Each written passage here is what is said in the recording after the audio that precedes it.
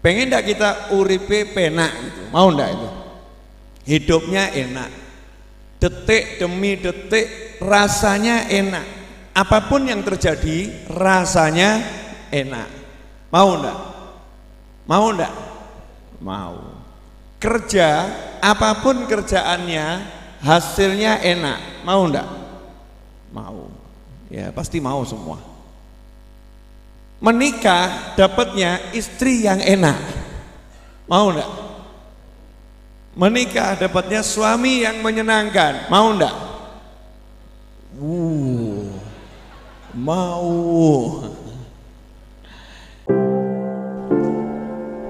Bismillahirrahmanirrahim. Malam ini kita akan belajar tentang suri teladan, uswatun hasanah. Ini selalu saya ulang-ulangi selama bulan Maulid nih. Laqad kana lakum fi Rasulillahi uswatun hasanah. Sungguh dan sungguh untuk kalian semua dalam diri Nabi Muhammad sallallahu alaihi wasallam sudah terdapat suri teladan yang terbaik. Semuanya, apapun itu sudah ada dalam diri Nabi Muhammad sallallahu alaihi wasallam yang tidak ada pada yang lain. Maksudnya nggak ada teladan seperti Nabi. Nggak ada teladan seperti Nabi. Ini harus diimani dan diyakini. Nah, seringkali kita ini kurang iman, kurang yakin. Punya Nabi, punya Rasul yang super hebat, cuman sayang kita ini kurang mengimani, kurang meyakini Nabi kita. Ya, iman kepada Allah dan iman kepada Rasulnya. Iman pada Rasul merupakan bagian daripada iman kepada Allah Subhanahu wa ta'ala. Nabi kita, Nabi yang hebatnya luar biasa. Kalau kita udah yakin seperti itu, mestinya kita hidup tidak usah bingung. Boleh saya nanya? Boleh. Kalau Anda mau bangun rumah, sudah ada contohnya, enak atau enggak enak? Enak ya? Bisa lihat contohnya dan boleh niru. Boleh niru. Itu enak atau enggak enak? Enak. Anda mau buat baju, sudah ada modelnya A, B, C, tinggal mencontoh. Enak atau enggak enak? Enak. Anda mau menyelesaikan tugas, entah laporan A, laporan B, sudah ada contohnya, tinggal niru. Enak atau enggak enak? Mahasiswa itu kan cari siapa yang sudah buat, oh ini cuman diganti namanya, ganti variabelnya, ya kan ya, kalimatnya rubah-rubah dikit. Semoga bahagia selamanya, diganti semoga selalu bahagia. Sama tapi berbeda tapi sama. Ada contohnya enak. Nah sekarang kita ini hidup ini kan kalau mau jujur tidak mungkin selama-lamanya. Tapi kadang kita suka bohongi diri sendiri, merasakan hidup selama-lamanya. Betul? Ya, kerosonya mau mati atau mau hidup terus? Terasa mau mati atau terasa mau hidup terus kita ini? Kita ini rasanya mau hidup terus. Padahal kalau mau jujur, orang bodoh pun akan berkata bisa sewaktu-waktu mati.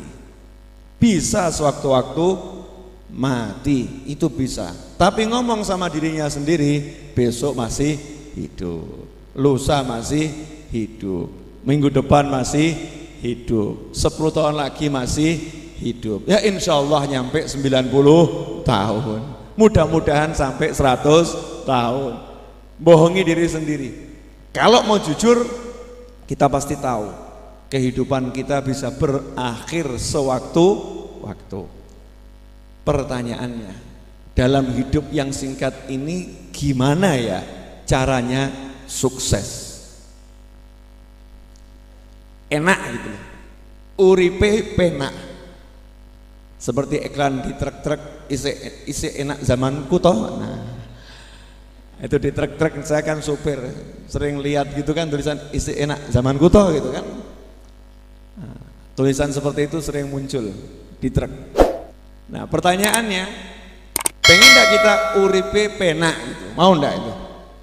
Hidupnya enak, detik demi detik rasanya enak, apapun yang terjadi rasanya enak. Mau enggak? Mau enggak? Mau. Kerja, apapun kerjaannya hasilnya enak. Mau enggak? Mau. Ya pasti mau semua. Menikah dapatnya istri yang enak. Mau enggak? Menikah dapatnya suami yang menyenangkan. Mau enggak? Mau. Teriakan cukup keras ya. Mau. Nah, Allah udah bilang laqad kana lakum fi rasulillahi uswatun hasanah. Kalau kalian mau itu semua, dalam diri Nabi Muhammad SAW sudah ada contohnya. Selesai, copy paste, hasil sama. Enak tak? Pengen sukses, cari duit, tiru Nabi. Nabi cari duit mulai umur berapa? 10 tahun, 12 tahun. Betul? Nah, jenengan cari duit umur berapa? Sarjana S1, telat. Nunggu S1 baru cari duit. Makanya kalau sugihnya angel ya pantes. Ya kan ya? Telat. Nabi itu mengawali masa mudanya. Masa muda kan remaja diawali menjelang usia balik ya, dan setelah balik. Itu Rasulullah sudah mengawali dengan kerja, dan kerjanya cukup menantang. Langsung keluar negeri, bawa barang keluar negeri, ke negara orang lain, ke negeri yang asing, interaksi dengan, bukan dengan orang sebangsa, bukan dengan satu kampung, dengan orang asing, menjual barang kepada orang asing. Kanjeng Nabi udah siap melakoni umur 12 tahun, dan dilanjutkan terus. Seringkali kita nggak belajar nih sejarah Nabi bekerja nih ya, SAW. Dilanjutkan terus sampai usia menjelang 25 tahun, menarik hati seorang saudagar wanita terkaya, tercantik, terpandai, terhebat, dan ter yang lain yang bernama Sayyidah Khadijah radhiyallahu taala anha. Sampai akhirnya Sayyidah Khadijah titip dagangan. Saya titip barang ya, sekian kontainer, sekian pikul onta, dipikul onta. Kontainernya dulu onta. Untuk memudahkan transaksi, saya titip asisten saya yang bernama Maisarah, pria namanya Maisarah, untuk mendampingimu. Pulang habis tuh semua barang dagangannya, duitnya utuh. Tidak seperti kita, habis dagangannya, duitnya habis. Jadi bedanya luar biasa nih dengan Kanjeng Nabi Muhammad SAW. Berangkat bawa barang, pulang bawa uang. Pulang bawa uang, menguntungkan. Itu menjelang usia 25 tahun. Perjuangan dagang Nabi Muhammad SAW luar biasa. Dan background beliau, latar belakang keluarga yang gak mampu. Beliau anak yatim piatu, dititipkan kepada pamannya yang bernama Abu Thalib. Abu Thalib juga ekonominya pas-pasan, anaknya banyak pula. Maka beliau fight, berjuang Rasulullah SAW, melawan kondisinya. Iya, bukan kemudian beliau, aku Nabi loh, dari kecil udah dibelah dadaku. Mosok Nabi kerja nggak pantas. Lihat, dari kecil udah kerja, menggembala kambing. Emangnya gembala kambing itu mainan? Itu salah satu pekerjaannya, menggembala kambing dari kecil. Sallallahu alaihi wasallam. Jadi manusia yang wawasannya luar biasa, ketemu orang asing, keluar negeri, ya, berdagang, membawa barang orang, menjaga amanah. kemudian hasil yang menggiurkan dikembalikan, hasil yang menggiurkan dikembalikan. Coba jenengan dititipi barang satu kontainer, dititipi untuk menjualkan, jenengan jualkan, jenengan megang uang cash 5 miliar, itu kira-kira nyumut didik atau dikembalikan semua? Menggiurkan itu. Tapi Al-Amin, sampai dapat julukan Al-Amin, yang bisa diberi amanat, bisa dipercaya, dan semua gemerlap keberhasilan itu beliau raih dalam usia sebelum usia sarjana S1. Jenengan nunggu berhasil, nunggu jadi sarjana dulu. Kalau udah jadi sarjana, baru langkah awal menuju keberhasilan. Telatnya luar biasa. Betul. Makanya cita-cita saya nanti entah kapan, mudah-mudahan sistem pendidikan di tanah air ini akan dirubah oleh petinggi-petinggi kita. Cita-cita saya, tidak ada sarjana S1 umur 20 tahun, 22 tahun. Nanti suatu saat Indonesia insya Allah S1 umur 15 tahun. Tenaga kerja muda, ya, tenaga kerjamu muda, sekolahnya nggak usah kelamaan. Nah terus apa? Cukup pendidikannya cukup, kalau kurang kasih nanti kursus khusus di perusahaan, selesai masalah.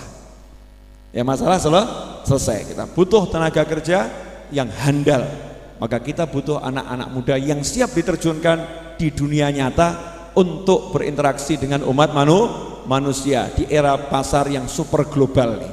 Super global. Sudah ada contohnya, Nabi Muhammad SAW. Mau sukses kerja yaitu dari muda bergerak. Dan beliau tidak pernah berhenti bergerak, selalu aktif, selalu aktif. Nah sekarang ini banyak orang yang pengen mencontoh Nabi SAW, pengen mengamalkan sunnah, ikuti sunnah, tapi ngikuti sunnahnya nggak pas.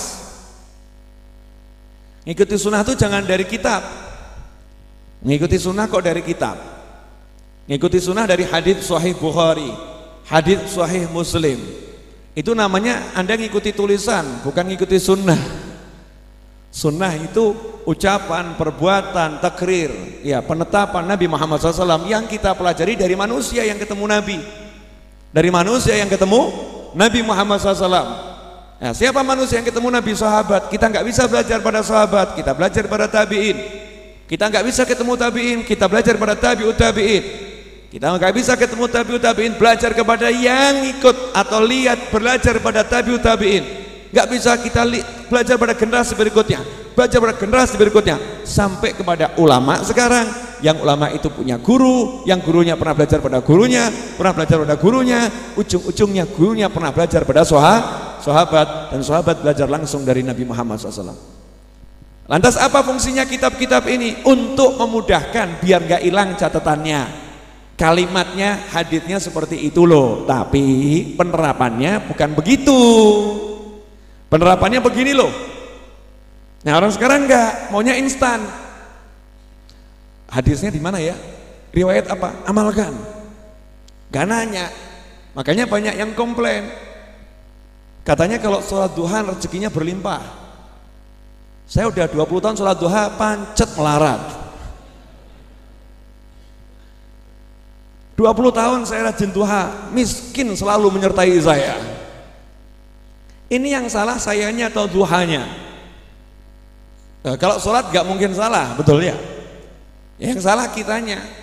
Yang salah kitanya. Coba dilihat apa itu asbabul wurud sampai ada yang namanya sholat duha. Kenapa disyariatkan sunnah sholat duha? Coba dilihat sahabat-sahabat yang sholat duha itu para pengangguran atau bisnismen. Sahabat-sahabat Nabi yang sholat duha itu para pengangguran atau orang yang ahli ke pasar. Sahabat-sahabat Nabi yang sholat duha itu orang yang nganggur atau orang yang aktif bekerja. Nabi yang mensyariatkan sholat duha itu rajin tidur atau rajin ibadah, bergerak, bersosial dengan masyarakat. Yang mana? Nah kita baru sholat duha pas nganggur. Duha nggak punya duit, duha. Begitu masuk kantor jalan nggak ada duha, nggak ada duha.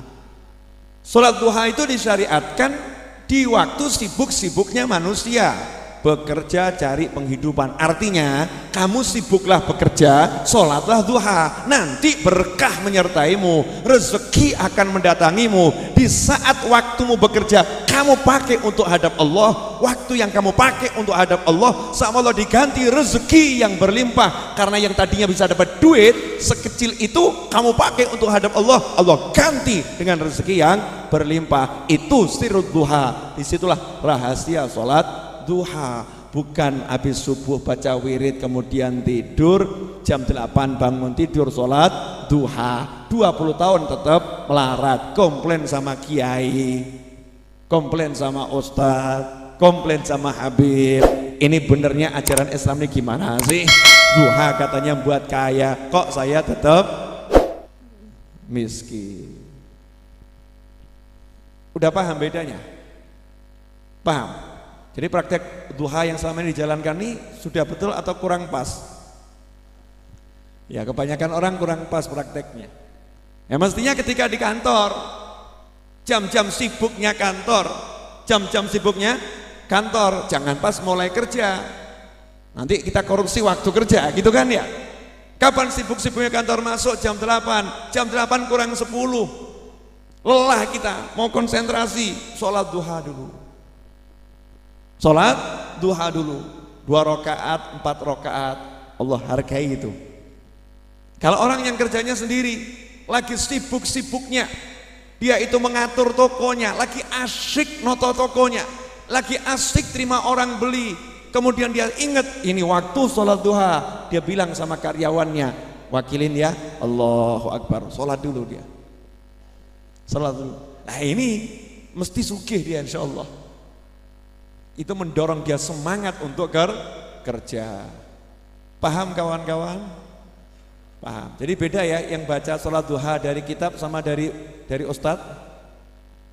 Bedanya banyak atau dikit? Banyaknya seberapa?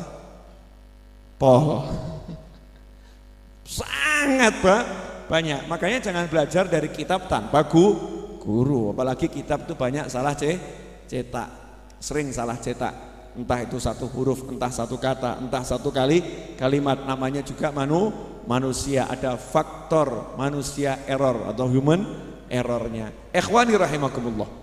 Hari Nabi Muhammad SAW, Habib, saya udah kerja Habib, sudah kerja, tapi jatuh bangun, banyak jatuhnya daripada bangunnya. Ini kan masalah-masalah aktual zaman sekarang ya.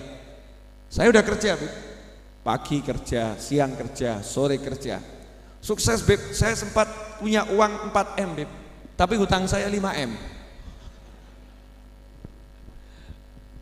Oh, bagus ya. Saya sempat punya duit banyak Beb, tapi dalam hitungan hari hancur perusahaan saya, habis. Ada enggak solusinya? Katanya Nabi uswatun hasanah, Nabi suri teladan yang baik. Untuk kasus saya, Nabi punya contoh enggak? Oh ada Mas, apapun ada. Supermarket, Kanjeng Nabi Muhammad ini supermarket yang paling lengkap. Jenengan punya masalah apapun, lihat Rasulullah, ada solusinya. Enak. Dan solusi Rasul enggak ruwet, enggak jelimet, enggak kakean teori. Anda harus perbaikin perusahaan Anda, jadi karyawannya diganti saja. Kemudian mungkin letak pintunya salah. Mulai letak pintunya salah, coba nama tokonya diganti sekarang ya, toko meriang gitu ya. Allahu Akbar. Apa solusi Nabi Muhammad SAW? Kasus yang sama, sahabat datang, ya Rasulullah, saya udah kerja, naik jatuh lagi, jatuh bangun, sekarang udah mentok ya Rasulullah, udah mentok, udah nyerah saya, nggak bisa apa-apa, udah habis-habisan. Solusinya apa? Nabi Muhammad SAW balik bertanya, lah selama ini apa kamu nggak mengamalkan doa dan tasbihnya malaikat, yang berkat tasbih malaikat tersebut seluruh makhluk Allah dikasih rezeki. Jadi kucing dapat rezeki, burung pipit dapat rezeki, burung dara dapat rezeki, ya, ayam dapat rezeki, kambing dapat rezeki, itu berkat zikirnya malaikat. Malaikat zikir rezekinya dicairkan oleh Allah Subhanahu wa ta'ala. Apa kamu nggak ngamalkan itu? Nah, rupanya sahabat yang satu ini luput ini amalan ini. Amalan ini luput, yang lain nggak ngalami masalah yang seperti itu. Yang satu ini ngalami masalah ini. Ternyata betul ada amalan Nabi yang luput dari beliau. Nanya sama Rasulullah, apa ya Rasulullah? Saya belum tahu. Kamu kalau habis azan subuh, sholat sunnah fajar 2 rakaat, sebelum sholat subuh dilaksanakan, maka bacalah subhanallah wa bihamdih, subhanallahil azim, astaghfirullah 100 kali. Ingat Mas ya, 100 kali. Ojo mbok luwi, ojo mbok kurangi. Itu kunci. Kunci itu kalau anak giginya nambah bisa buat buka enggak? Enggak bisa. Kurang bisa enggak buat buka? Enggak bisa. Urusan ganjaran, tapi ini punya fungsi tersendiri. Pahala dapat, lebih dapat, kurang dapat pahalanya. Tapi fungsinya akan berjalan kalau sesuai dengan jumlahnya. Subhanallah wa bihamdih, subhanallahil azim, astaghfirullah 100 kali. Sebelum sholat subuh. Makanya kalau Anda ke Madinah Al-Munawwarah, ke Makkah Al-Mukarramah, gak ada habis azan langsung qomat. Sekarang ini kok rasa-rasanya banyak masjid-masjid yang azan subuh 5 menit kemudian langsung qomat ya. Ini yang salah muadzinnya, imamnya, atau kita jamaahnya yang pengen cepat-cepat meninggalkan masjid? Yang mana? Karena amalan habis azan subuh itu banyak. Amalan sebelum sholat subuh itu banyak, ada zikir, ada doa. Kalau di Madinah Al-Munawwarah, di Mekah Al-Mukarramah diamalkan itu. Sehingga ketika saya haji di Madinah Al-Munawwarah, selama 7 hari itu sholat subuhnya hampir-hampir matahari terbit. 20 menit sebelum matahari terbit itu baru sholat subuh. Mepet itu dengan terbitnya matahari. Kenapa? Karena memang zikirnya banyak. Subhanallah bihamdi, subhanallahil azim, astaghfirullah. Jangan model jenengan SKS, sistem kebut sesaat. Subhanallah, astagfirullah, astagfirullah. Cuman dengerin astagfirullahnya. Astagfirullah, astagfirullah. Ini subhanallah bihamdi, subhanallahil azimnya mana? Ada. Kau denger cepet Bib. Subhanallah, astagfirullah, astagfirullah, astagfirullah. Udah selesai Bib. 100 kali baca yang benar. Subhanallah bihamdi, subhanallahil azim, astaghfirullah. Subhanallah bihamdi, subhanallahil azim, astaghfirullah. Subhanallah bihamdi, subhanallahil azim, astaghfirullah. 100 kali. Sahabat dia langsung senang. Oh ini salah saya, lupa amalan Nabi yang satu ini. Diamalkan. Gak lama kemudian hasilnya apa? Cespleng. Rezeki berlimpah, luber-luber sampai ke tetangganya dapat semua, dum-dum ke tetangga dalam waktu singkat. Kalau Anda pengen rezeki Anda berubah dalam waktu singkat, mulai besok pagi amalkan yang satu ini. Bab duit. Loh ini penting nih, membangun ekonomi umat. Umat Islam itu harus sugih, harus kaya, harus mampu. Al-mu'min al-qawi, lebih Allah cintai, mukmin yang kuat. Ya, mukmin yang kuat. Nabi kita dari muda bekerja, kita ngaku pecintanya, nganggurnya luar biasa.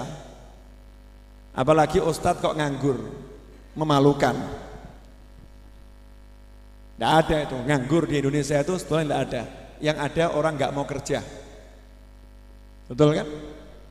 Banyak anak muda itu yang mau kerja kok, jual koran.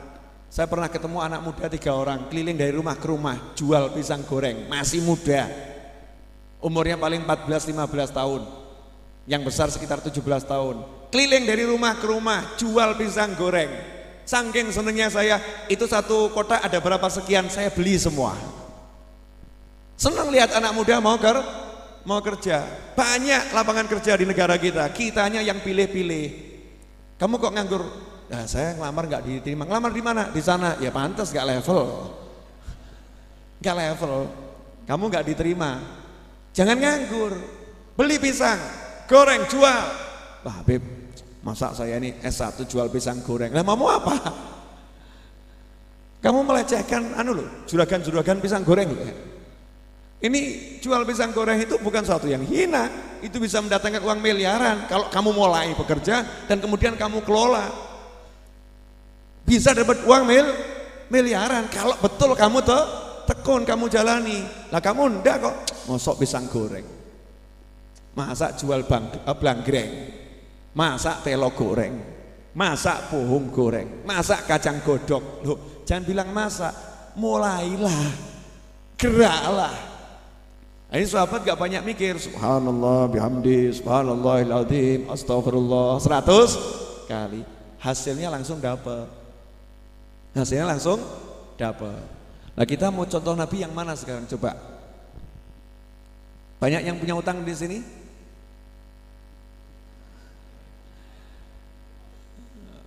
Dia enggak usah ngomong, wajah-wajah berhutang ini tampak mirip saya gitu kan. Hutang ya hutang, niat dibayar, niat dibayar. Kemudian bagaimana? Ya jangan lupa kiatnya. Apa itu kiatnya? Jangan pernah tinggalkan doanya Nabi. Allahumma kfini bihalalika an haramika wa aghnini bifadlika amman siwak. Pendek loh. Nabi enggak ngajari doa yang panjang-panjang gaya mumet, enggak ada loh. Pendeknya luar biasa. Amalkan ini minimal habis sholat. Kalau bisa sebanyak mungkin. Nanti datang rezeki, bener datang, beres-beres. Ya bertahap. Kalau lo ngajut kaget kan jenengan. Kamu. Kemudian di samping doa, kumpul sama orang soleh yang baik hati. Orang soleh bener kumpul. Seorang sahabat lapor sama Nabi Muhammad SAW, ayahnya baik ini, almarhum ayahnya meninggal, utangnya banyak. Utangnya sekian ton kurma kepada orang-orang Yahudi dan lain sebagainya. Tiba waktu bayar, gak punya kurma sebanyak itu, di kebunnya paling cuma kintalan, utangnya ton-tonan. Maka lapor pada Nabi Muhammad SAW, ya Rasulullah ini gimana nih, utangnya saya banyak.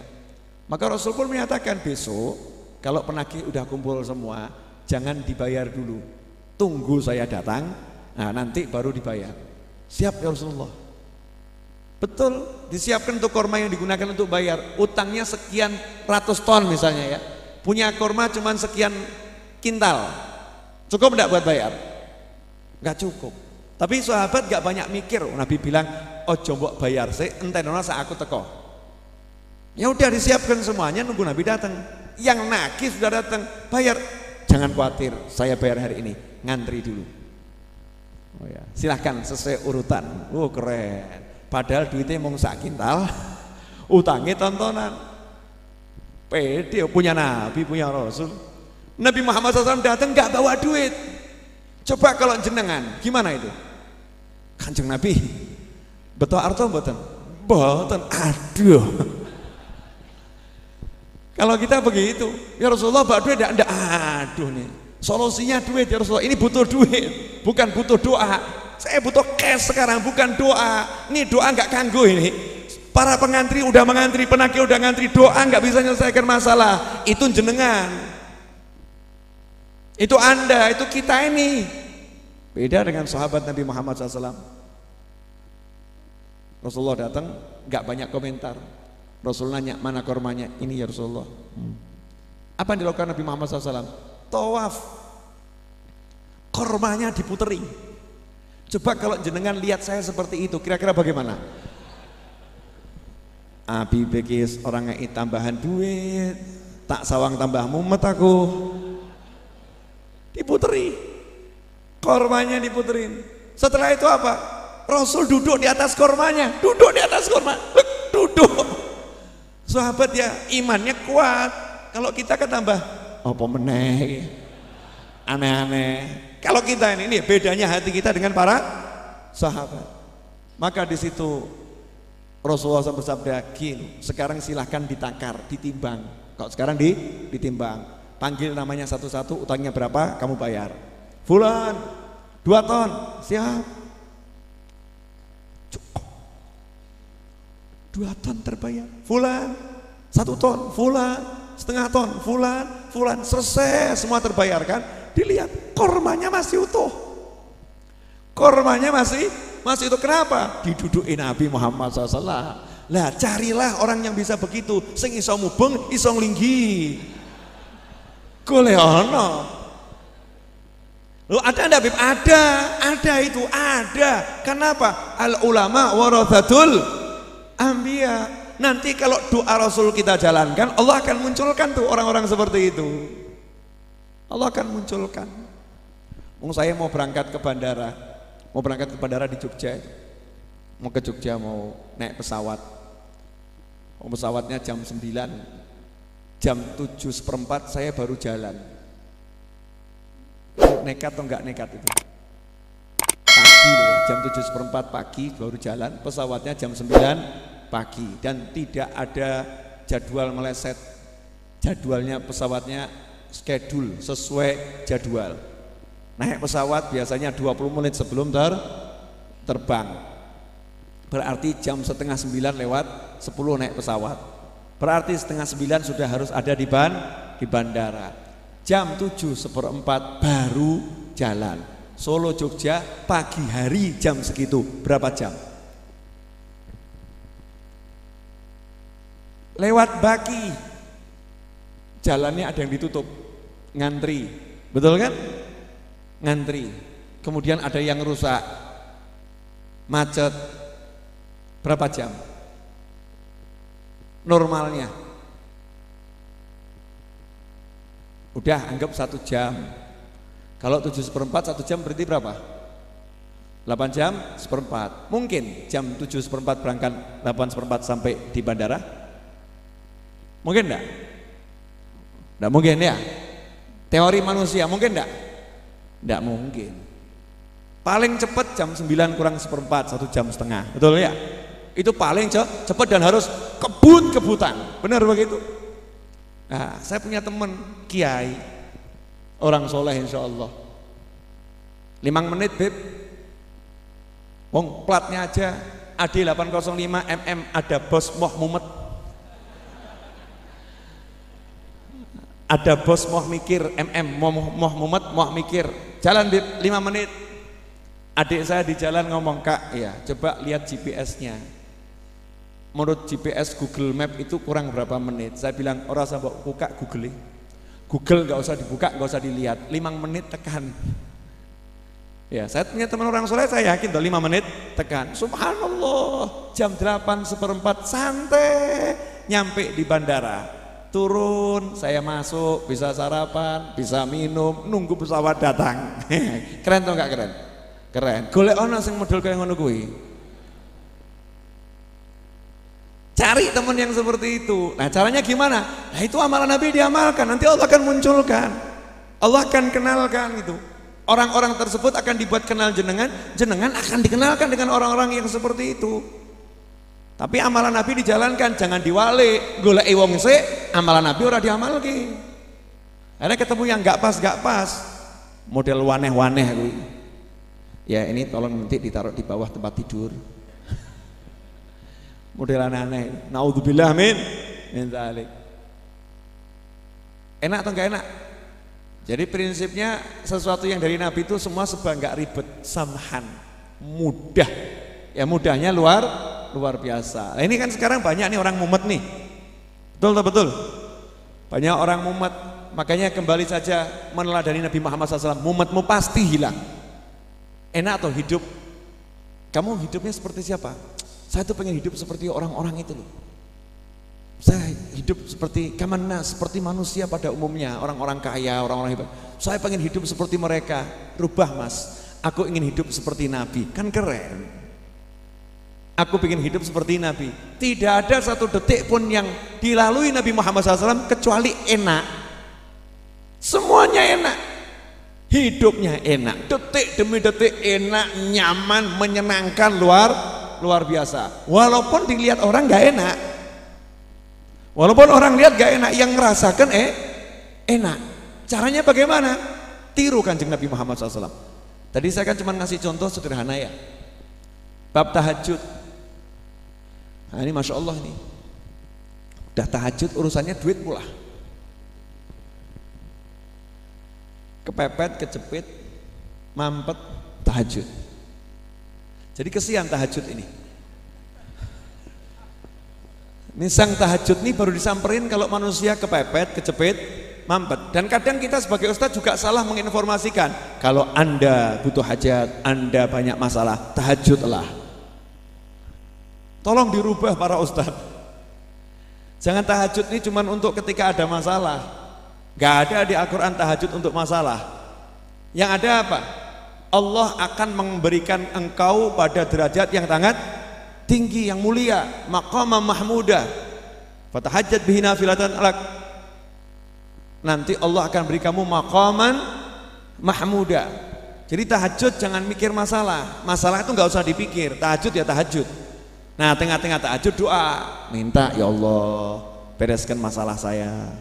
Udah, jangan terlalu diambil pusing, sebut saja gitu loh ya. Ya Allah bereskan masalah saya. Terus nyebutnya bagus-bagus. Ini utang banyak. Minta sama Allah. Ya Allah besok saya pengen beli rumah. Besok saya pengen beli ini. Ya Allah saya pengen ini. Ya Allah saya pengen. Ya Allah saya pengen. Ya Allah saya pengen. Temennya di samping protes. Denger nih. Utangmu akeh kayak ngono kok. Dongomu kok njaluk omah. Utangmu banyak kok doanya minta rumah. Jawab toh ya. Allah ya mudeng. Allah mudeng utangku akeh. Nah, kalau saya bisa beli rumah kan ya utang lunas. Itu kan termasuk cara berdoa yang baik kepada Allah Ta'ala. Bab yang gak enak itu jangan sering-sering disampaikan sama Allah itu. Nyampaikan sama Allah yang enak-enak saja, syukur gitu ya, syukur. Saya tuh naik mobil kemarin ketawa lihat truk itu banyak buat saya ketawa di perjalanan. Ya, akeh ono olehmu syukur. Akeh ono olehmu syukur, sambatmu lah ilang.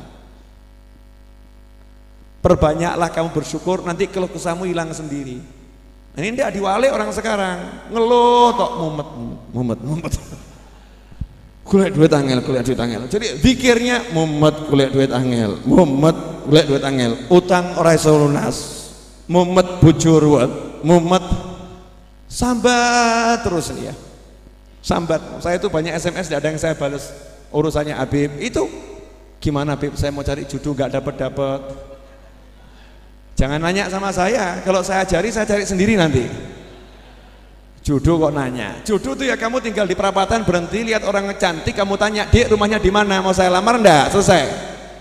Paling di Kampleng. Kurang ajar, plak. Tamparan pertama, tanda keberhasilan, lanjutkan. Nantilah ketemu, nanti kan ketemu orang yang pas ya. Oh masalahnya nggak berani ngelamar kok. Mau sampai kapan dikasih wirid ya nggak gul-gul, ngelamar nggak berani, betul ya? Lamar saja, untung-untungan. Kalau diterima ya untung ya. Kalau nggak diterima berarti belum untung. Masa rugi terus? Pasti untung pasti. Akan dapat untung. Santai saja. Wah, ada lagi, Habib, saya minta wirid biar lunas saya hutang saya lunas. Ya Allah Mas, wirid sudah banyak. Masalahnya bukan pada wiridnya. Satu, kamu jalankan sungguh-sungguh. Terus jangan lupa, tidak ada sahabat Nabi pengangguran.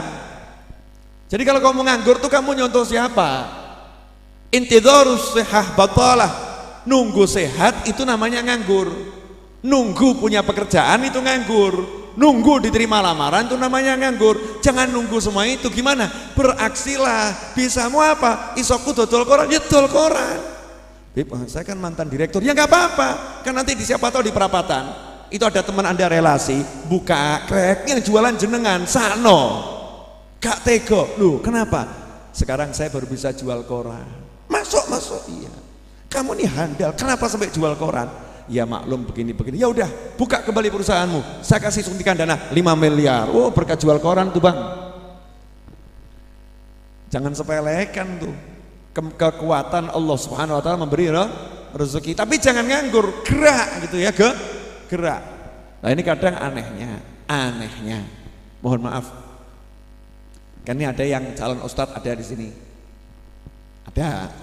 Kalau ini bukan calon memang udah ustadz ganteng. Ya, calon ustadz. Ada yang santri. Ada santri, mohon maaf dengan segala hormat. Mesti kesannya kalau udah nyemplung di urusan agama nggak kerja. Betul kan? Kalau nyemplung di urusan agama kesannya nggak kerja. Makanya banyak orang tuh takut masukkan anaknya ke pesantren. Nanti masa depannya bagaimana gitu kan? Nanti masa depannya bagaimana? Pola pikirnya salah. Coba kita lihat sejarah Nabi Muhammad SAW. Ini saya lagi mengkampanyekan ini beberapa hari ceramah di mana-mana babnya yang satu ini. Sebab umat Islam kudu sugih. Umat Islam harus sugih. Tuh lihat tuh, ada orang sugih sombong di dunia ini. Namanya siapa tuh presiden Amerika tuh? Ah, saya ngapalkan namanya aja gak mau kok. Moh aku. Wong elek ngono dihafalkan. Tahu siapa namanya? Hah? Siapa? Moh aku mau ngapal ya aku. Nyebut ya moh. Pokoknya itu namanya itu. Sombongnya luar biasa. Sedunia ngakuin ibu kota Palestina Yerusalem, dia langsung gaya Yerusalem ibu kota Israel. Semua ikuti langkah saya. Wah, pindahkan kedutaan besar langsung ke Israel. Gaya titenono. Tunggu saja tanggal mainnya. Sombong itu ya bahaya. Kalau udah sombong langsung urusannya sama Allah. Langsung urusannya sama Allah. Moh. Ya, jangan seperti orang-orang yang sombong. Nah, ini coba kita lihat kenapa sampai ada orang berani sombong sama umat Islam. Nah, umat Islamnya begitu kok, kita ini disuruh sugih, tambah jawabannya jangan mengejar dunia. Kita harus hidup zuhud. Kita harus mengejar akhirat. Masya Allah. Jadi kalau orang kerja itu ngejar dunia gitu, berarti Kanjeng Nabi mengejar dunia. Kanjeng Nabi dari umur 12 tahun aktif bekerja. Lu kan baru jadi Rasul umur 40 tahun, nah, kurang ajar tuh kamu. 40 tahun tuh dilantik jadi Rasul, dikasih tugas nyampaikan pada orang lain. Kalau Nabi sebelum lahir udah jadi Nabi. Sebelum lahir udah jadi Nabi. Dan Kanjeng Nabi Muhammad SAW ketemu malaikat itu udah biasa. Dari kecil udah ketemu malaikat, udah dibelah dadanya dari kecil. Makanya Halimatus Sa'diyah sampai bingung gitu kan ya. Nabi cerita tuh ada 2 orang tadi begini ketemu malaikat. Santai Nabi Muhammad SAW ketemu malaikat. Kita baru ketemu jin udah bingung. Ketemu malaikat santai dari kecil tuh Nabi Muhammad SAW kerja, masya Allah. Coba kita lihat sahabat dari mulai Abu Bakar As-Siddiq radhiyallahu anhu. Sayyidina Abu Bakar itu pengangguran atau pedagang ulung? Pengangguran atau pedagang ulung? Bukan cuma pedagang ulung. Siapa yang duitnya dihabiskan untuk bantu Nabi Muhammad SAW? Di antaranya Abu Bakar As-Siddiq radhiyallahu anhu. Makanya ketika beliau hijrah, ngomong sama Rasul, udah saya siapkan 2 tunggangan kendaraan untuk hijrah. Kanjeng Nabi apa jawabnya? Boleh, tapi kalau dikasih saya nggak mau, saya mau bayar. Oh, gagah tuh Nabi saya. Tak bayar, oke. Tapi mbok kai mau, saya mau bayar. Karena Sayyidina Abu Bakar ini kan jasanya luar biasa. Berangkat duitnya dibawa semua. Ayahnya yang saat itu belum masuk Islam nanya sama cucunya, bapakmu pergi ke Madinah ya? Ninggalin kamu enggak? Karena tahu watak anaknya ini nggak pernah sama duit itu digembol-gembol, nggak pernah. Duit itu nggak pernah disimpan, duit itu didumkan tuh. Sayyidina Abu Bakar As-Siddiq radhiyallahu anhu. Anaknya juga pinter, dari kecil udah dididik bapaknya, gak ada cinta dunia. Bapaknya ini tadi sudah didik anaknya, makanya si anak gandeng kakeknya yang matanya rabun. Udah hampir nggak kelihatan, ditunjukkan ini loh kek, masih banyak bongkahan emas di sini, batu dibungkus, disuruh megang kakeknya, ini loh masih banyak bongkahan emas, kakeknya mantuk-mantuk, menunjukkan Sayyidina Abu Bakar As-Siddiq punya simpanan emas banyak, dibawa pergi ke Madinah Al-Munawwarah untuk dakwah. Sugih apa melarat? Nah saya mau contoh sopo. Kamu bilang nggak usah kerja, banyak zikir, banyak wirid, tahajud, duha gitu ya. Terus nggak kerja, nggak cari duit, itu yang kamu contoh siapa? Sufi? Nggak ada. Sufi kerja semua. Para sufi itu orang-orang yang paling ahli kerja. Al-Qattan, Ghazali dan lain sebagainya. Mereka orang-orang lah ahli kerja. Lihat sejarahnya. Kemudian Sayyidina Umar bin Khattab radhiyallahu ta'ala anhu, Khalifah Umar bin Khattab. Nah ini wajah-wajah yang kurang kerja mulai rodok mikir nih. Ya aku berarti salah nyontoh ya. Habib yang ngono dadak diterangke barang. Habib juga begitu, pakai dijelaskan masalah ini, mestinya kan nggak usah dijelaskan. Sayyidina Abu Bakar begitu, Sayyidina Umar bin Khattab, coba lihat mertua Nabi Muhammad SAW, Sayyidina Umar bin Khattab radhiyallahu anhu, sekaligus menantunya Ali bin Abi Thalib karramallahu wajhah. Bagaimana Sayyidina Umar? Coba lihat di Sahih Bukhari. Sayyidina Umar itu sampai membuat janji sama tetangganya, yuk kita gantian ya, 1 hari kerja 1 hari belajar. Hari ini saya kerja, kamu yang belajar. Nanti malam ketemuan kita ngobrol kan. apa yang diajarkan Rasulullah. Kalau kamu yang lagi belajar, terangkan ke saya. Besok giliran saya belajar, kamu kerja. Sehari kerja, sehari belajar. Sehari kerja, sehari belajar. Saya mau nanya, ini berarti perhatian enggak sama kerja?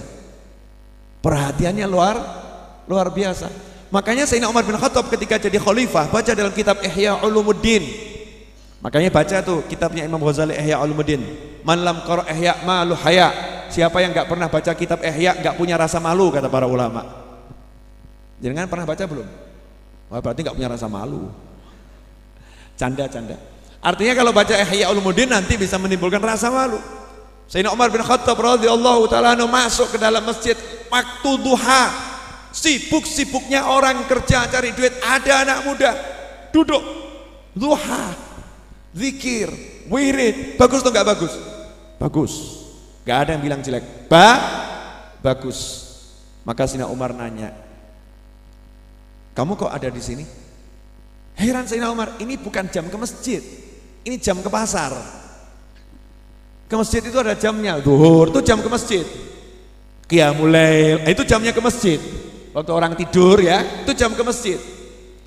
Tapi ini jamnya orang ke pasar, ya di masjid. Ini satu di antara dua, kesugihan apa kemelaratan? Yang malas maksudnya, terlampau sugih, terlampau kaya, atau orang yang sangat malas. Maka Sayyidina Umar nanya, kenapa kamu ada di sini? Dijawab, ya saya mau zuha, zikir, wirid, ibadah. Loh terus kamu dapat penghasilan dari mana? Untuk memenuhi kebutuhan kamu sehari-hari dari mana? Ditanya dari mana? Ada enggak kerjaannya gitu loh. Kalau memang ada kerjaannya jalan, dia punya toko, waktu duha ditinggal, bagus. Dia punya kerjaan, dia punya sawah, dia lagi kerjakan sawah, waktu duha dia tinggal ke masjid, bagus. Ini ditanya, jawabannya enggak, saya enggak punya kerjaan. Nah terus dari mana semua itu? Saya punya kakak saya yang nyuplai kebutuhan saya. Maka Sayyidina Umar menjawab, fa idzan akhuka a'bad minka. Kalau begitu kakakmu itu lebih ahli ibadah dibanding kamu. Jadi kakaknya yang lagi di pasar, kata Sayyidina Umar, lebih hebat daripada kamu yang nongkrong di masjid ini. Ibadah di masjid ini, hebat kakakmu yang di pasar. Aku ka'abad minka. Karena khalifah nggak mau jamnya untuk kerja kok dipakai untuk duduk-duduk di masjid. Ada waktunya, timingnya itu ada. Nah kecuali kalau yang kumpul di masjid wong sugih, pantes. Kenapa di masjid? Simpenan banyak Pak, 2 triliun. Nah ini cocok nih, duit 2 triliun nongkrongnya di masjid. Keren. Mikirkan nih siapa nih orang-orang yang gak punya kerjaan gitu kan. Nah itu bagus yang seperti itu, jangan dibalik. Gak punya duit, kumpul di masjid. Kemudian ngomong, mari kita zuhud. Jauhi dunia, jangan seperti teman-teman kita itu yang tergila-gila pada dunia. Jam duha masih sibuk di pasar. Ini jadi yang betul yang mana? Kalau udah mendengar seperti ini yang betul yang mana? Yang betul yang kerja mau menyempatkan diri ke masjid. Kalau nggak sempat ke masjid untuk duha, dia sempatkan sholat duha di tempat di mana dia bekerja. Tapi kalau pengangguran sholat duha itu cuma dapat pahala sholat, tapi nilainya jauh berbeda dengan apa yang diajarkan Nabi Muhammad sallallahu alaihi wasallam. Ini perlu disampaikan sehingga orang-orang di luar Islam tuh ngerti sholat duha itu untuk apa, muslim itu bagaimana, biar mau masuk Islam. Jangan karena tampang kita yang malas-malas akhirnya orang nggak jadi masuk Islam. Oh begitu toh muslim dia. Oh Islam seperti itu. Naudzubillah min dzalik. Sayyidina Utsman bin Affan radhiyallahu taala anhu. Coba kita lihat Sayyidina Utsman bin Affan. Tahu Sayyidina Utsman kan? Iya, siapa? Khalifah ketiga, betul. Itu jabatannya. Tapi sebelum menjabat khalifah beliau siapa? Menantu Nabi Muhammad SAW. Menantunya Rasulullah. Dinikahkan dengan 2 putri Nabi Muhammad SAW, wafat 1, nikah dengan yang berikutnya. Itu Sayyidina Utsman, maka dapat julukan Dzinnurain, yang punya dua cahaya. Bagaimana Sayyidina Utsman? Melarat, miskin, nganggur? Enggak, konglomerat. Saat di Madinah umat Islam itu kehausan, susah cari air, Sayyidina Utsman pun membeli sumur. Sumurnya Yahudi dibeli, dibayar total. Dengan waktu itu perjanjian belinya pinter Sayyidina Utsman. Sehari buat saya, sehari buat kamu. Nah, Yahudinya mau. Karena nanti dipikir di waktu yang waktunya dia, umat Islam akan beli air dari dia. Sayyidina Utsman pintar, di waktunya Sayyidina Utsman, umat Islam suruh ambil air sepuasnya, gratis semuanya. Akhirnya Yahudinya di harinya itu kosong, nggak ada yang beli air. Akhirnya Yahudi nawarkan, ya udahlah, hari saya sekalian dibeli sama Sayyidina Utsman, kemudian diwakafkan untuk muslimin. Sampai sekarang itu wakafnya Sayyidina Utsman masih ada di Madinah. Bahkan ada Bank Utsman, banknya Sayyidina Utsman. Di Arab Saudi sana ada bank Sayyidina Utsman, itu kekayaannya Sayyidina Utsman yang diwakafkan untuk muslimin yang membiayai haji dan lain sebagainya. Sayyidina Utsman bin Affan waktu ada perang, butuh pasukan 1000 orang, ini nggak punya kendaraan, nggak punya senjata, nggak ada perlengkapan perang. Nabi membutuhkan pasukan, tapi ada 1000 lebih pasukan yang nggak punya senjata, nggak punya kendaraan, nggak punya perbekalan.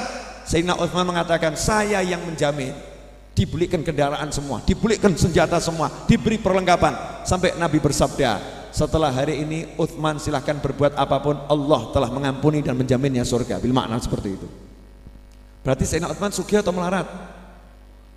Oh sugih po. Lan jenengan niru siapa? Mesti jawab pun nasib kok Bib.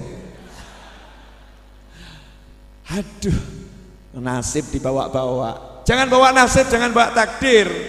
Gak boleh.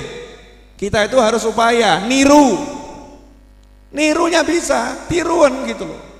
Jangan pernah putus asa niru, tiru terus tiru, pasti berhasil biiznillah insya Allah. Jangan bawa-bawa takdir. Sudah takdir saya emang melarat Bib, takdir saya miskin. Kayaknya dia tahu rencana Tuhan ya, rencananya Allah Ta'ala. Takdir itu kan berarti ngerti rencana Allah Subhanahu wa Ta'ala. Nggak boleh seperti itu. Kita lihat semua itu, semuanya pejuang dan semuanya orang-orang yang giat mencontoh Nabi Muhammad SAW. Pertanyaannya, nah kok sahabat sampai kerja, sahabat sampai aktif seperti itu, kira-kira sahabat mencontoh siapa? Nah kalau nabinya duduk di masjid terus, sahabat akan duduk di masjid terus. Bib, tapi itu ada ashabus suffah 70 orang yang tinggalnya di serambi masjid. Jangan dikira pengangguran, tinggalnya di serambi masjid, memang nggak punya rumah, tapi beliau orang-orang yang aktif berupaya. Kalau udah mentok nggak dapat, siap puasa dan nggak pernah ngeluh, ngeluh. Nah ini sekarang dibalik, dikit-dikit kita bilang jangan ngejar dunia, jangan hubbud dunia, jangan cinta dunia. Sehingga kalau udah aktif ke majelis, ini banyak yang ngeluh orang tua, anak saya tuh sekarang aktif ke majelis jadi malas kerja. Wah itu berarti setan Bu yang nyuruh. Kalau ada muslim aktif ke pengajian kemudian dia itu jadi malas bekerja, berarti yang mendorong dia ke majelis itu setan, nafsu. Itu nafsu. Tapi kalau kalimatnya begini, anak saya sekarang rajin ke majelis, dia sekarang menata pekerjaannya. Nah itu cakep. Dia tata waktunya bekerja, dia tata jenis pekerjaannya, itu majelisnya menghasilkan sesuatu. Halo, 1 jam saya berbicara, kurang dikit lagi. Betul? Terasa nggak? Oh jenengan selalu ngomong nggak terasa. Ustadz Iis ini sebetulnya pinter ngomong, cuman masih grogi, belum keluar jati dirinya itu. Nanti kalau sudah keluar jati dirinya, apa nunggu dinikahkan dulu, saya nggak paham. Begitu bab nikah Bu, coba lihat langsung wajahnya merah Bu.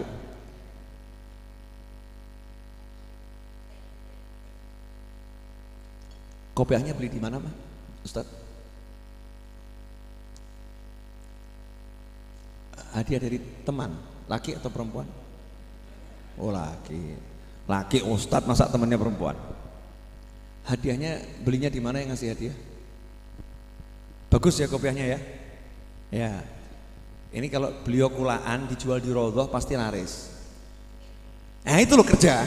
Ya, makanya ulama-ulama dulu kalau pergi pengajian keliling loh. subhanallah, ke Tegal, Surabaya, Cirebon, hadir majelis kemana-mana, modelnya bawa sarung 2 kodi. Sampai di situ kita ngobrol, selesai pengajian, nanya, ada sarung bagus, mau beli enggak? Enggak apa-apa, kerodon jenengan bawa sarung dari rumah boleh. Bawa 1 kodi, bawa 2 kodi, rampung, buka dasar di situ. Tapi ikut ngaji lo ya, ikut ngaji, buka dasar di situ, bilang mau beli sarungnya enggak nih Beb? Ya teman-teman nih, sarung bagus, oh asik tuh, rodo seperti nanti kalau orang keluar dari Masjid Nabawi, oh asik, rame. Tapi ikut ngaji di sini, ya ikut ngaji di sini. Saya itu waktu itu ada pengajian ibu-ibu tadarus Al-Quran keliling 1 Solo, kebetulan make di Raudhah ini. Selesai pengajian saya tersenyum sampai ketawa, karena ibu-ibu yang ikut itu ada ibu-ibu yang punya jualan di pasar, jual kates, ya jual sayur mayur, 1 tenggok, itu dibawa pengajian, ikut tadarus. Selesai tadarus langsung gelar tenggoknya di luar. Nah yang belanja teman-teman yang ngaji sendiri, oh keren gitu. Itu bagus, luar biasa. Makanya Nabi Muhammad SAW begitu masuk Madinah, beliau bangun pasar, dan itu pasar muslim pertama di dunia. Kita di Indonesia sebagai umat Islam terbesar di dunia, mayoritas warga negara Indonesia adalah beragama Islam, tapi sebagai muslim kita belum punya pasar muslim terbesar di dunia. Betul? Nah iya, soalnya ceramah kita jangan mengejar dunia. Ya dunia itu nggak usah dikejar, biar ngejar-ngejar kita kejar akhirat. Tapi kalau kerja itu harus. Jadi jangan ngaku murid saya kalau pengangguran. Saya kerja nggak? Kerja itu ada toko roti itu di depan, betul kan ya? Belilah.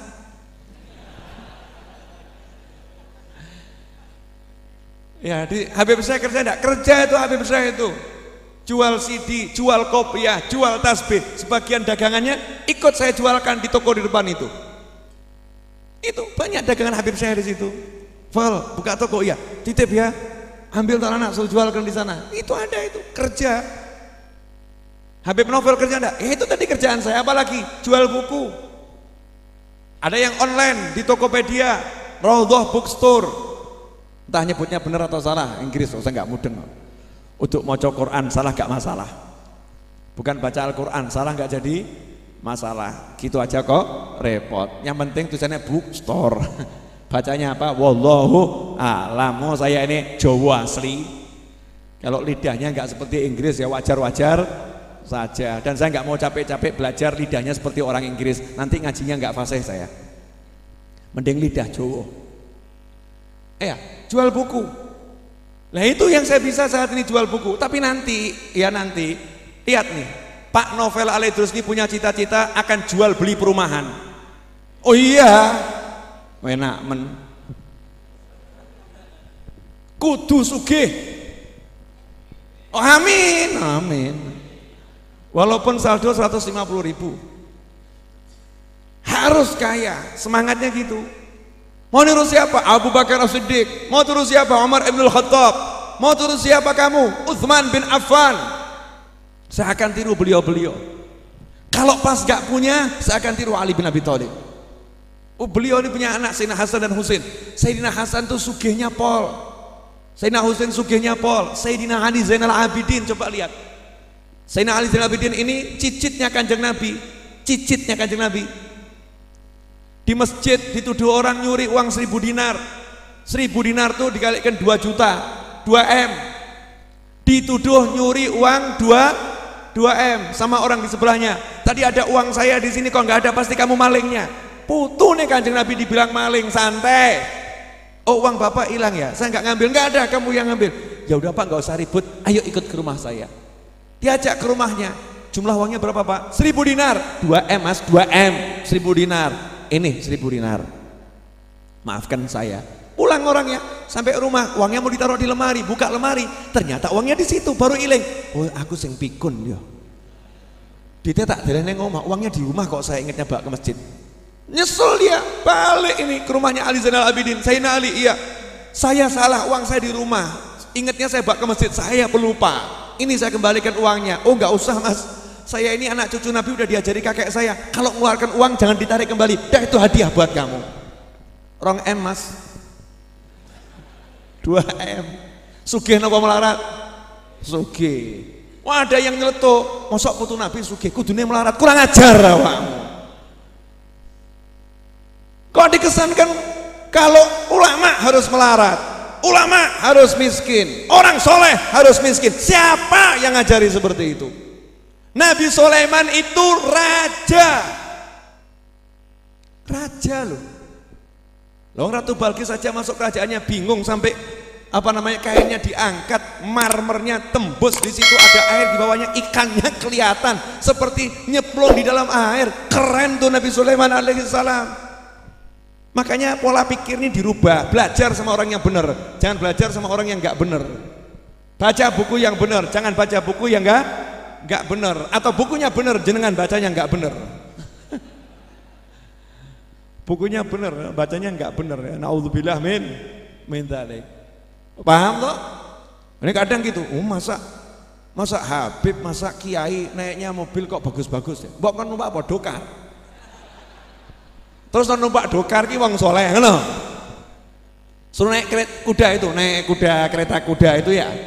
Naik andong gitu. Kalau naik andong itu berarti soleh. Jadi zuhud itu kalau melarat, begitu.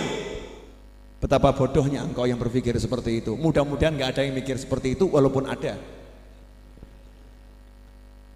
Paham ya? Iya. Loh, tapi kalau sombong itu urusan hati yang tahu Allah Ta'ala dan pelakunya. Yang tahu Allah dan pelakunya. Niatnya apa? Nah, kalau niatnya untuk kepantasan, Allah nyuruh dandano. Kalau kamu sholat tuh dandan. Khudhu zinatakum inda kulli masjid. Oh ini masya Allah muslim ke masjid, baju yang dipakai sobek-sobek, bagusnya robek. Zuhud. Sayyidina Umar tuh punya baju tambalannya 70. Saya mau tiru. Mas, Sayyidina Umar ya, tambalannya 70. Saya mau tiru. Sayyidina Umar tuh tambalannya 70 bukan berarti nggak punya duit. Tapi begitu punya gintekno, gak sempat beli ganti. Habis, punya langsung habiskan. Lah kamu ndak punya disimpan-simpan, giliran baju kamu yang ngelek, beda mas. Bedanya luar biasa, jangan disamakan. Ini cara belajarnya salah. Nah, sehingga wajah umat Islam ini kadang jadi tercoreng-coreng gara-gara kita sendiri. Pokoknya jamaah raudhah nggak boleh melarat, kudu sugih. Saya minta pokoknya yang ngaji bareng sama saya sugih kabeh. Iya, minimal kalau jenengan sugih saya nggak mungkin melarat. Ya pasti loh ya. Iya, kudu sugih. Tapi saya masih melarat, oh sekarang masih nggak apa-apa, besok sugih. Semangatnya harus begitu. Terus gimana? Yo nyambut gawe, cari kerjaan, gak ada bebong, besok ke pasar beli pisang, istrimu suruh goreng, keliling no, entek minimal bawa pangan dewe. Habis, minimal dimakan sendiri. Makanya Nabi kita Muhammad SAW ini serba bisa bu, sepuronipun. Kanjeng Nabi jahit ya bisa, betul kan? Sandalnya rusak, dandani sendiri bisa. Jenengan coba sandal jebat bingung, baju sobek bingung, mau dondomi, mau jahit sendiri, masukkan lubang jarum ini benang gak masuk-masuk, gagal terus. Mungkin kalau raudhah saya buat lomba masukkan benang ke lubang jarum, jarang yang berhasil mungkin. Iya, jahit sendiri, jangan gak kena. Jahit oke, masak oke, nyembelih kambing oke, gulat Kanjeng Nabi gulat oke, pernah dipraktekkan kok. Baru nyedak sekali, klak blek jatuh musuhnya. Kita kaken berpelukan gak ada yang jatuh. Piting-pitingan gak rampung-rampung. Kanjeng Nabi sekali kok blek blek, hebat jurusnya. Oh Nabi kita Muhammad SAW keren mainnya, luar biasa. Naik kuda gak butuh pakai pelana. Kuda nggak ada pelanya, langsung ditunggangi, larinya kenceng luar biasa, lebaron, kenceng tuh kuda larinya itu. Yang nunggangi Nabi Muhammad SAW tanpa pelana, emangnya langsung bisa belajar Rasulullah, ahli, Maka mengatakan sunnah Nabi diantaranya naik kuda. Kalau saya pernah naik kuda, tak suruh nuntun bapaknya, tuntun Pak, tolong Pak. Mau belajar mosok di tepi apa namanya itu sarangan ya, nggak enak. Kalau belajar kan di padang ilalang merumput gitu ya, kudanya yang gede sisan untuk kuda cilik-cilik nanggung. Kalau kepleset jatuhnya kan nggak enak. Kalau gede kan langsung wah blok kroso. Kujarani jaran teji sing nunggang dorobei sing nuntun para menteri drek nong kan begitu. Jaran teji jangan jaran kacangan. Tuh belajar betul. Itu Rasulullah SAW. Kudanya teji hebat kudanya. Apa yang nggak bisa? Semua bisa. Multi talenta lagi, bukan multi talenta, super multi talenta. Itu Nabi Muhammad SAW. Semuanya bisa. Bab dandan, Kanjeng Nabi kemana-mana mbak sisir kok. Rambutnya itu selalu berminyak, minyakan rambutnya, sisiran, bercermin, min sunatul anbiya. Sunnah itu dandan Kanjeng Nabi. Kita zuhud, ora apa-apa, semakin acak-acakan semakin ketok nyufi. Sufi model mana? Sufi model mana? Kamu mencoreng nama sufi yang begitu. Sufi itu ganteng, sufi itu rapi, ya. Walaupun pakaiannya itu kotor, lusuh karena habis pergi. Kenapa itu sufi lusuh? Karena habis jalan jauh lewat padang pasir pakaiannya kotor, diambil. Berarti sufi pakaiannya kotor, ngawur kamu. Itu baru datang dari luar kota, lewat padang pasir. Kehidupannya seperti itu. Kalau Indonesia ya beda toh ya. Negara kita berbeda. Rambutnya kok kusut? Betul, berapa hari nggak mandi di padang Sahara kok, nggak ada air, rambutnya kusut. Tapi kalau di tempat yang udah ada air lengkap, ya dandan, ganteng. Pituturnya bagus, ngomong paling ahli ngomong Rasulullah. Dan hebatnya kalau Nabi SAW ngomong itu nunggu lawannya selesai bicara baru dijawab. Gak seperti jenengan jawab-jawaban persis ibu-ibu. Jadi kalau ada pria begitu podo karo ibu-ibu. Bu, saya udah bicara 1 jam lewat dikit. Alhamdulillah. Nanti Jumat depan sambung lagi. Sudah ini terinspirasi untuk mulai kerja? Pokoknya tahun ini kita harus rajin bekerja, cari duit sebanyak-banyaknya. Tapi jangan letakkan itu dalam hati. Paham ya? Jangan letakkan itu dalam hati. Jadikan itu di luar hati kita masing-masing. Insya Allah semakin bersemangat. Yang utangnya banyak jangan takut. Beb, tapi utang saya banyak. Coba pikir utang, mau pikir tambah nambah utang. Jangan dipikir utang, mikir bayar saja. Ya, mikir bayar tambah mumet Beb, karena gak ada yang buat bayar. Yo coba pikir. Terus bagaimana? Ya udah, zikir sama fikir kemudian kerja. Fikir bagaimana? Fikir mau kerja apa itu? Apa yang bisa dikerjakan? Jalankan. Jangan nunggu laku.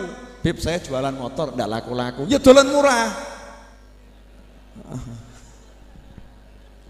Nah, Beb, tapi kan rugi ya ora apa-apa.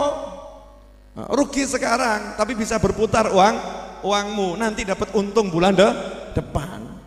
Jangan mikir rugi, di eman-eman kabeh. Ini Beb, eman-eman Beb. Ini eman-eman. Jenengan tuh eman-eman sama barang, enggak eman-eman sama hatinya, sama pikirannya kok. Pilih mumet timbang barangnya laku. Bodoh apa pinter ki? Pol. Iya, itu bodoh pol. Saya waktu itu pernah butuh duit buat bangun nih, butuh duit. Ya kan butuh duit. Nggak ada uang, ada mobil baru beli. Saya jual. Habib, ini kalau mau dapat harga bagus diiklankan dulu. Nanti sampai datang pembeli, insya Allah dapat harga bagus. Mas, lak butuh mas. Ngenteni diiklanno, sing cocok, tawar-tawaran, mumet. Sayang loh Beb, kalau dijual ke showroom nanti harganya turunnya sekitar 150 juta. Ora apa-apa. Tapi laku belum saiki. Ruginya 150 juta Beb, ben. Beb, 150 ben. Sing duwe aku loh kok. Ngeyel. Beb, 150. Iya biarin. Mau 200 juta ruginya enggak jadi masalah. Beb, itu duit ora kertas. Saya nggak pernah nyawang itu duit, itu kertas. Kok bisa begitu gimana Beb? Lah saya udah make kok. Udah saya buat pengajian sekali buat saya, itu nilainya sudah cukup. Saya beli mobil misal 400 juta, Saya buat pengajian sekali, terus saya jual harga Rp1, buat saya udah untung. Karena mobil itu udah buat saya bisa masuk surga. Bisa dihargai. Buatnya dia masuk surga itu kalau 400 juta kan ya murah toh ya. Murah, udah menguntungkan buat saya. Jadi nggak mau tak pikir lagi. Sekarang mau saya buat lebih menguntungkan apa? Tak dadekno bangunan, dadekno majelis. Lah besok gimana? Besok urusannya besok. Urung tentu urip kok bingung awakmu. Oh nyatanya alhamdulillah ya dapat dikasih Allah gantinya, dikasih Allah gantinya, dikasih Allah gantinya. Kan begitu terus. Halo. Kok gampang ya? Gampang. Beb, utang saya banyak, Beb. Terus punya rumah enggak, Mas? Punya. Dolen. Beb. Maaf, Beb, barusan ngomong dolen. Terus saya tinggal di mana? Ngontrak. Atau kamu beli lagi? Lu bagaimana? Yalah, rumah kamu di kota. Ya, desa titik. Masuk ke desa sedikit. Dengan uang sedikit kamu punya rumah yang besar. Gak jadi masalah. Punya rumah besar, mobilnya bagus. Iya, mobilnya bagus. Agak ke desa sedikit, hidupmu enak, cuacanya bagus, udaranya seger, utang lunas, punya modal kerja. Besok kamu beli rumah di kota yang jauh lebih bagus dari rumahmu yang kemarin. Bahkan kalau bisa rumahmu itu kamu beli lagi dari orangnya. Oh, ngweden karo donya. Jadi yang buat umut sebetulnya apa itu? Takut miskin, wedi melarat.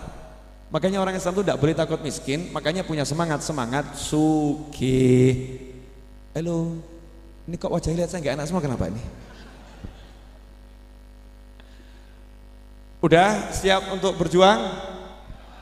Kalau bab sholat gak usah dibahas, sholat ya kudu sholat, ngaji kudu ngaji, ngaji harus ngaji, zikir harus zikir, itu gak usah dibahas. Tapi semangat untuk kerja nih loh, ini perlu dibahas. Udah semangat belum? Jangan ngeluh lagi sama saya ya, Beb, saya bayar utang kok angel. Beb, saya ilmunya udah cukup, bertahun-tahun saya ajarkan amal no. Dan berhentilah mengeluh, berhentilah mengeluh, berjuanglah, pasti ada jalan. Gak mungkin gak ada. Tidak mungkin tidak ada. Makanya saya doakan Ustadz Yusuf Mansur itu biar semakin sukses dan dijauhkan dari hal yang tidak menyenangkan dunia dan akhirat. Masya Allah, satu contoh yang baik untuk Indonesia. Anak muda, Ustadz pula, hafal Al-Quran, punya santri jutaan yang hafal Al-Quran, tapi punya paytren, dan beliau sudah bisa menjadikan pertama kali bisnis syariat saham. Bursa saham syariat pertama kali di Indonesia yang buat ustadz muda hafal Al-Quran. Itu contoh, ustadz harus kerja. Keren itu.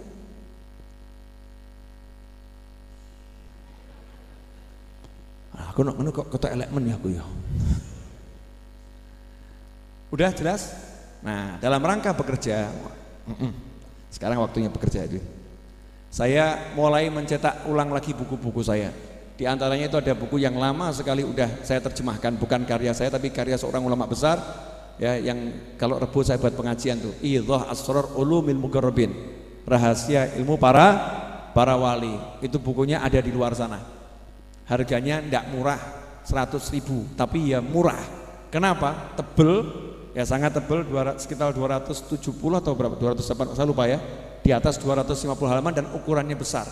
Ukurannya besar. Isi buku itu menjelaskan rahasia ilmu para wali. Kalau jenengan paham buku itu, dadi wali. 1.000 dadi wali. Murah nopo larang? Murah. Cek mbok anggap larang berarti petut awakmu. Kalau itu dianggap mahal berarti pelit. Mau sudah apa namanya? Tinggal baca, bawa pulang kan selesai. Bahkan saya ngajarkan kalau Rebo. Tapi kalau maulid ini kan kita pending dulu ya. Kalau Rebo saya ajarkan jadi buku pegangan.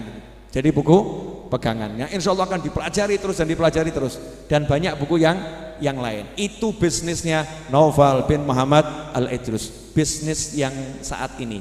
Dulu saya pernah jual roti keliling dari H yang satu ke H yang lain, bener itu. Sekarang bisnis buku, dan tahun depan saya udah berencana akan bisnis properti. Harus insya Allah Jogja, Semarang, Mana lagi ya? Bola.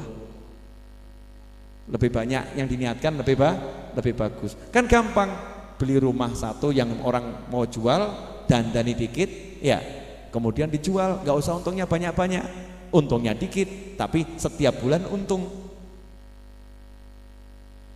Enak enggak? Oh, enak, tinggal ngomong kok ya. Makanya kalau ngomong yang enak tuh enak. Ya ngomong kan yang enak-enak. Ojo mikir, apa ya laku to, Bib? Masa untung, no rugi bi. Orang mau kerja kok mikir rugi. Itu yang menyebabkan dia rugi, mikir elek sendiri. Oke? Deal? Deal. Semangat kerja? Semangat nyoto Kanjeng Nabi? Nanti kalau jenengan Pak udah kerja, duitnya banyak, jangan khawatir, menikah itu mudah untuk Anda semua. Ini loh yang Ustadz ini, masuk Ustadz Uga ini, Ustadz ganteng, udang ganteng, kemudian naiknya mobilnya BMW terbaru, ya pakai supir pula, turun dari mobil langsung Ustadz, Masya Allah, antri Pak yang mau nikahin sama kamu. Kok nunduk kenapa is? Betul ibu-ibu? Kalau punya calon mantu ganteng, pinter, soleh, sugih, mau ndak bu? Iya, ustadznya yang nggak mau. Insya Allah Jumat ini Jumat yang barokah buat semuanya. Insya Allah manfaat untuk kita semua. Dan semoga sahabat saya Yusuf Mansur oleh Allah Ta'ala diberi keselamatan di dalam perjalanannya dimanapun berada. Dan oleh Allah Subhanahu Wa Ta'ala dikabulkan hajat-hajatnya zahiran wa batinan. Dan semoga semua yang hadir di Majelis Ar-Raudhah maupun menyaksikan tayangan ini dimanapun berada, oleh Allah Subhanahu Wa Ta'ala di hajat-hajatnya dunia akhirat dikabulkan. Mudah, nggak pakai susah payah. Dan semoga semua teman saya tidak lagi menyandang status pengangguran. Mulai besok semua menyandang status pekerja, mencari kekayaan dunia yang akan menghantarkan kepada kebahagiaan dunia dan akhirat. Dan semoga semua yang punya hutang segera bisa melunasi hutangnya tanpa susah payah, hidupnya kemudian enak nyaman. Dan semoga semua anak keturunan kita jadi orang yang soleh dan solihah, yang sakit disembuhkan oleh Allah Subhanahu Wa Ta'ala, dan yang telah tiada dijadikan kuburnya sebagai taman surga, diberi Allah kenikmatan di surganya, dipertemukan para nabi, para siddiqin, para syuhada dan para solehin. Dan kemudian semoga kita semua panjang umur, bahagia, senang, ayam, tentrem, sehat, taat, meninggal husnul khatimah. Wassalamualaikum warahmatullahi wabarakatuh. Alhamdulillah. Al-Fatihah. A'udzu billahi minasyaitonir rajim. Bismillahirrahmanirrahim. Alhamdulillahirabbil alamin arrahmanir rahim maliki yaumiddin. Iyyaka na'budu wa iyyaka nasta'in. Ihdinas siratal mustaqim. Siratal ladzina an'amta 'alaihim ghairil maghdubi 'alaihim waladdallin. Amin.